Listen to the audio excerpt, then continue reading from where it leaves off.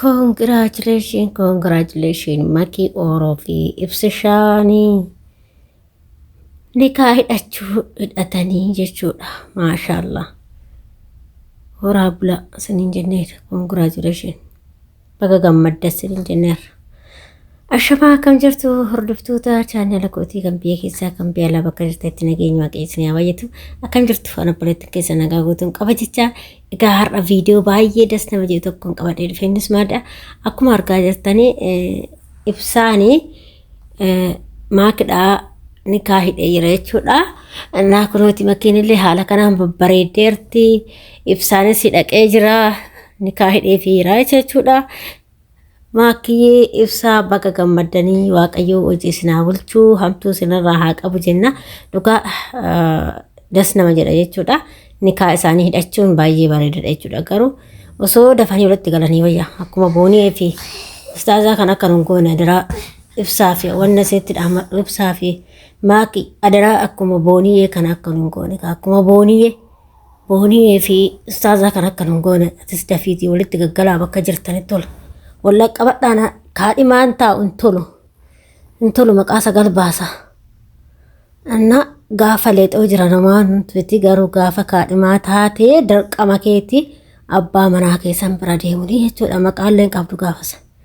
Wal bira gahuu dafanii cidha keessan godhachuun akkasi siniin jedhaa waaqayyotti sinaa gahuu siniin jedha kaamakii fi ibsisha amma keessan laalla.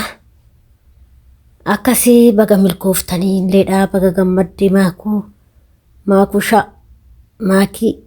maakiyyee shugguxii baga gammaddee siin jenna kaa shugguxii oromooti jette hatu yaa shugguxiiti yaatirree shugguxii gadin tokko sin malee nutti akkuma boonii nutti tokko sin malee dhugaa siin jedha kun bareeda akkasitti ilaannoo godhachuun nikaa godhatanii dafanii jaarsa ofii bira gahuuni bareedudha jechuudha. Garuu akka boonii kana halaala ta'aneeti viidiyoo qullaa waraabuun kana rabbiin isin jaalatu waaqayyo isin jaalatu. Akkasii isin jedha kun akkuma argaa jirtanii viidiyoonii akkasitti waraabamee jira namni dirra gadaa akkasii isin jedha ibsaanis kun nuti ministirii kaawwatee micayyoo daa'ima tokko ofitti qabe bakkuma maakita ofitti qabe jechuudha. Hedduuta kanas nama jedha. Kana fakkaataa nikaa hidhamee jira jechuudha walumaa galatti. Nikaa hidhatanii walii galanii dhugaa hedduu das nama jedha namatti tola jechuudha beektanii. Gaafa seera kanammoo gaafa seera immoo godhattan lamaa wal bira geechanii hedduu takka namatti tola jechuudha. Amma daftanii wal bira gahuu qabdanii maakii fi ibsaa wal bira gahuu qabdanii. Adaraa ani wada seetti dhaamadu dafaa wal bira gaa dubbii wal bira geessu malee hin taatu. Dhageessanii dubbiin ammaatuni ilmi namaa ajanduma saquudhaaf waan baay'ee dalagaa isin immoo daftanii wal bira gahuudha. Daftanii jechuudha. Keessattuu abbaan manaa fi haati manaa kun damanii wal bira gahuudha dhugaa rabbi waggaa dheeraa walirraa ol kaadhimatanii waggaa dheeraa toluu jechuun maqaa 90 baasu akkuma boonee fi ustaazaa kana jechuudha.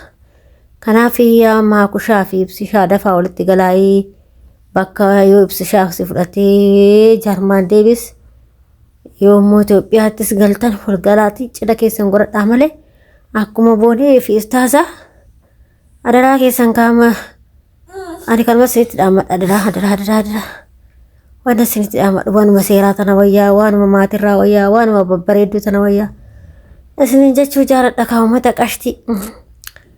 Hedduu takka namatti tola xiini baadiyyaa tantaratti namatti tolti xiini baadiyyaa qallaalii namatti tolu das nama jedha. Annatti tola xiini baadiyyaa jechuudha. Hedduu takka namatti tola beektanii. Isattuu warri fardaa heerumta fa'aa warri duraanii jechuudha. Amma maal fardaalee jira farda fi fardi hafee jira jechuudha.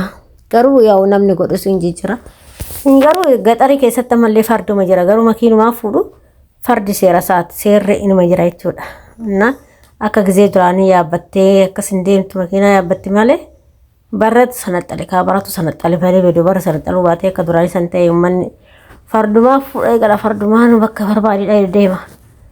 Amma giftiitti giddii dubartiinuu manaa gadi baati bara manuma kotteedha sobdeetuma karra gadi baate jechuudha yookiin gaarii kortii yookiin makiinaa jettii isheen akkasuma goote jechuudha dubartiin.